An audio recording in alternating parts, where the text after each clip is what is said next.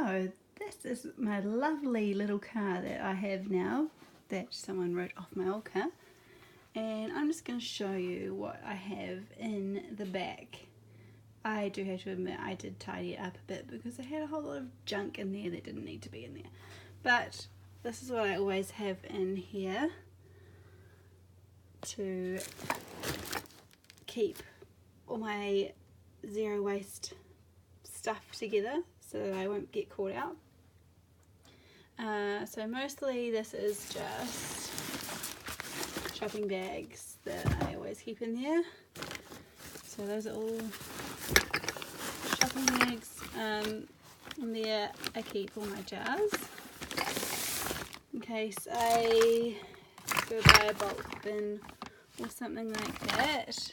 I just have a few different sizes in there. These ones I find really good because they're easy to open and close, and they're generally big enough for anything I need to get, unless I need to get flour or sugar or something. Well, I can get away with sugar, but flour I usually need a lot more than that. And then I bought some chopsticks one day because I bought takeaways and I didn't have anything to eat them with. It was pad thai, yum, my favourite. And this is my takeaway container. It's a nice glass one with a plastic lid. And the glass means that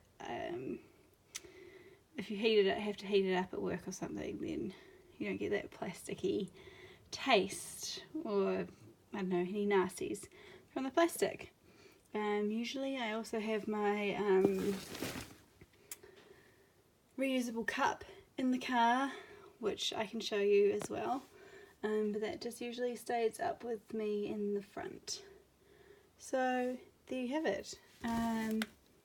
That is what I keep in the back of my car in case I need takeaways or need to go buy something, pretty much.